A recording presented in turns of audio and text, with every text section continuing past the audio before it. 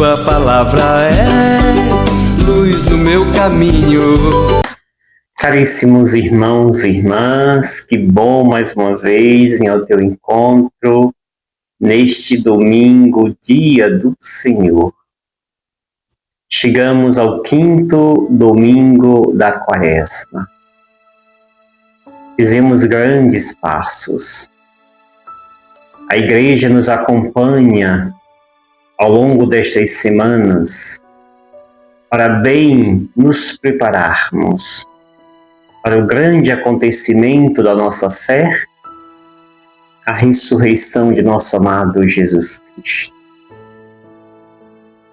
Por isso, neste início de dia, escolha sintonizar com Deus. Escolha encontrar este Deus em ti, dentro de ti. Para isto, volte seu olhar para Deus. Este Deus que te habita, este Deus que te preenche, este Deus que em ti transborda.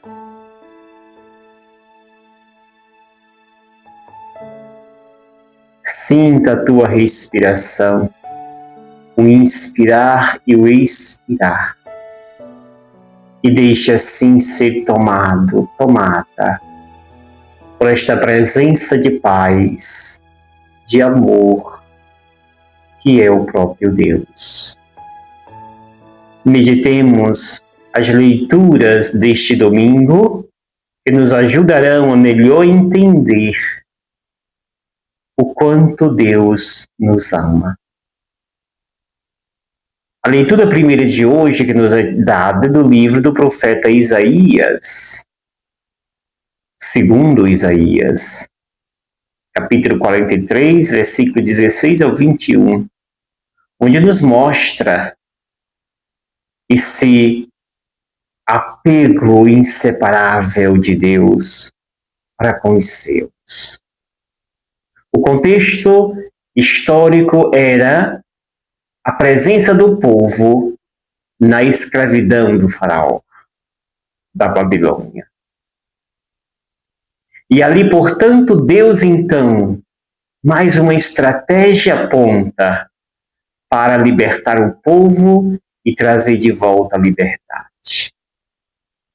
E aí o primeiro passo que faz Deus é fazer com que este povo recorde da primeira libertação do povo, onde ali todo aquele caminho impetuoso, Deus faz os cavalos e cavaleiros morrerem no mar que se abre para o povo passar. Recordar não para ficar no passado. O recordar aqui é convidado pelo autor para dizer, pronto, se Deus fez assim com os nossos pais, por que não fará também conosco? A segunda parte do texto mostra que Deus atua junto dos céus. Por isso, farei nova terra e novo céu, para que este povo volte a provar da liberdade. E abrirei para este povo rios em terra seca no deserto. E finalmente este povo agora na terra onde corre leite e mel da liberdade, este povo é chamado por Deus a bendizê-lo, a louvá-lo, glorificar a Deus desde os animais. Porque maravilhas Deus realizou na vida do seu povo.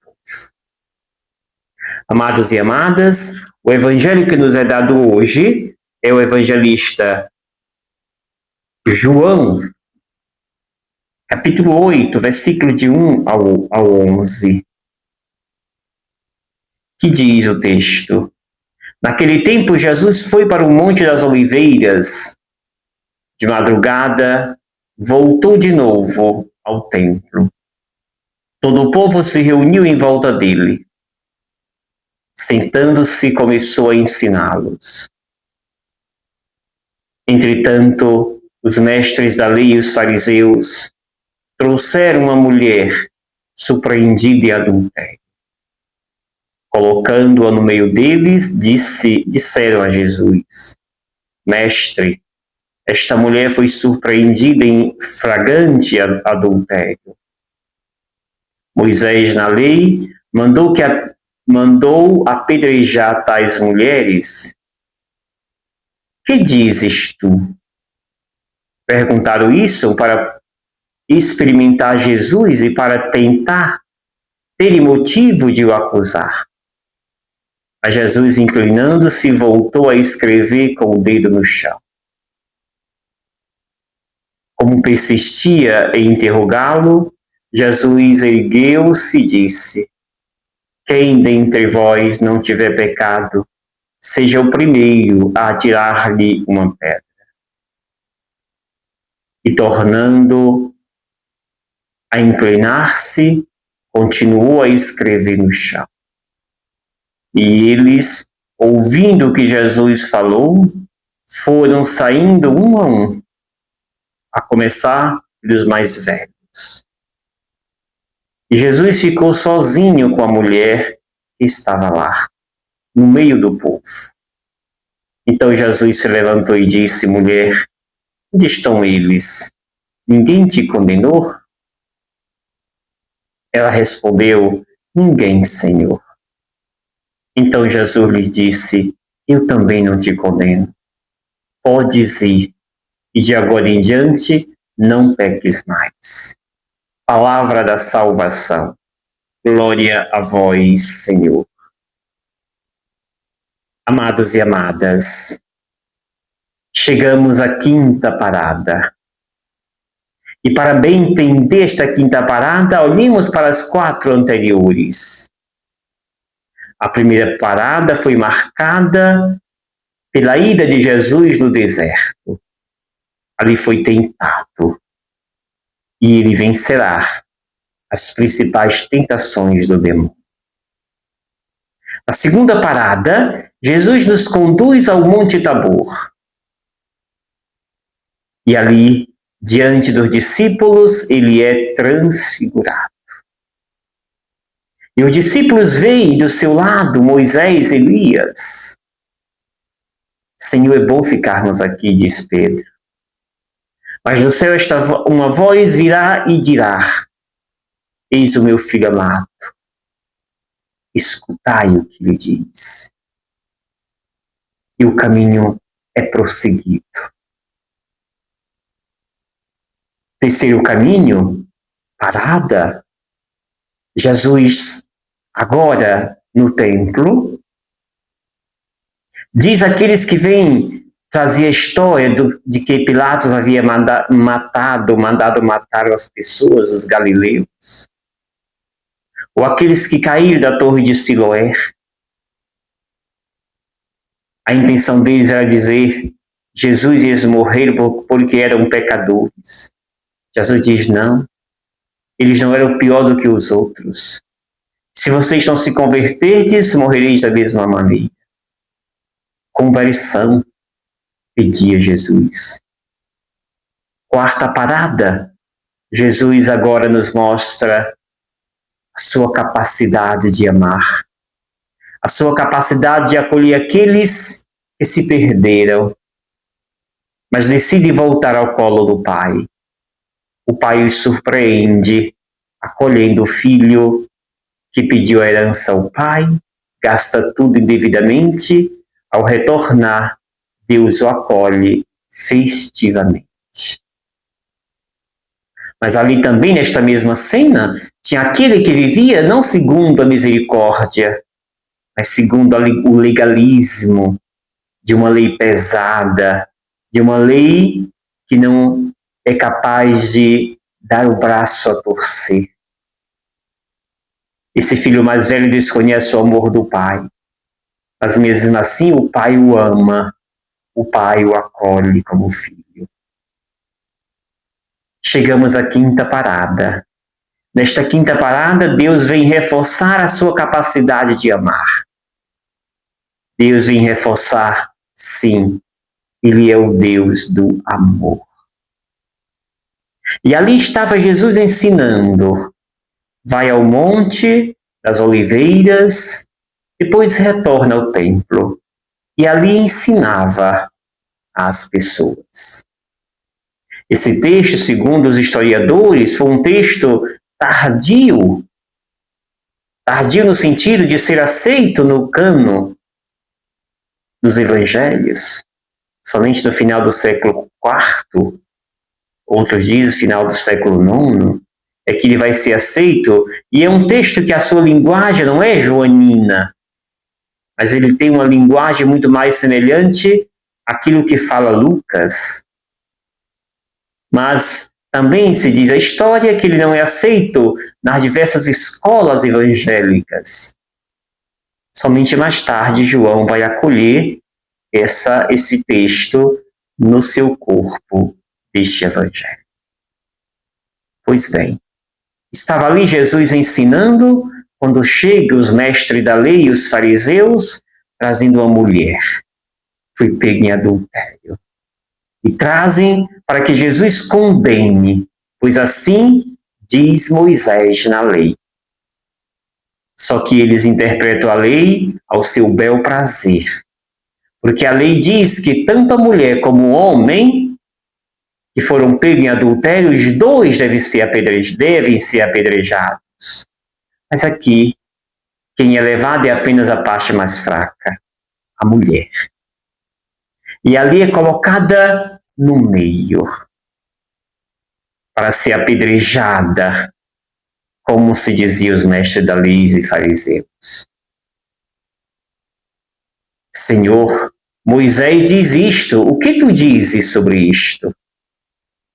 E Jesus fica calado, agacha e começa a escrever no chão. Certamente para dar um tempo e ver se estes desistem de tamanha maldade, mas não desistem. E aí então Jesus mais uma vez entra em cena, e agora determinante, aqueles que não têm pecado, atirem nela a primeira pedra. Para a surpresa de todos, todos saem, a começar pelos mais velhos. E deixa esta mulher ali, só e salva, no meio de todos. E agora, mais uma vez, Jesus ergue a cabeça e diz, mulher, onde estão os outros? Onde estão eles? Ninguém te condenou? Não, Senhor, ninguém. E a atitude de Jesus é invejável. Eu também não te condeno. Podes ir, e de agora em diante não peques mais. Amados e amadas, mais uma vez, Jesus nos surpreende com a sua capacidade de amar, de demonstrar misericórdia e compaixão pelos seus. Jesus não quer a morte do pecador, quer sempre que este se salve. O pecado sim é eliminado, mas a pessoa sempre, por Deus, será resguardada e salva. Eu também não te condeno. Podes ir, não peques mais.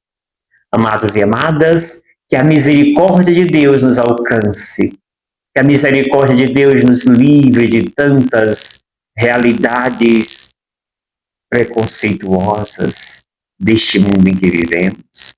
Temos muitos fariseus e cobradores publicanos, mestre da lei melhor, que estão aí para condenar, que vê o defeito de todos, menos os seus. Jesus aqui condena aqueles que se dizem santo e salva os pecadores. Eis a dinâmica de Deus. Aqueles que se acham santos e imaculados, Deus então condena. E salva aqueles que são esnobados, colocados no centro como lixo, lama. Estes Deus então vê e os salva. Abrace a humildade e assim terás um lugar reservado no céu. É assim que São Paulo, na carta aos Filipenses, vem dizer que, diz ele, considero tudo como perca, diante da vantagem suprema, que consiste em conhecer a Cristo Jesus. Sim, é este Deus que ama, este Deus que salva. Por causa dele eu perdi tudo. Considero tudo um lixo para ganhar Cristo e ser encontrado unido a ele. Não em minha justiça, provinha da lei, mas na justiça que vem por meio da fé em Jesus Cristo. Abraçamos este Deus que em tudo nos ama e quer que vençamos o pecado que nos amarra, algema, e assim possamos nos integrar a esta misericórdia tão visível nesta liturgia eucarística. Viva com intensidade esta última semana da Quaresma. Próximo domingo já será o domingo de Ramos. Por isso, viva na presença deste amor, da misericórdia tão bem revelada em Jesus Cristo. E eu te abençoe em nome do Pai, do Filho e do Espírito Santo. Amém. Gratidão. Obrigado, Senhor, porque és meu amigo.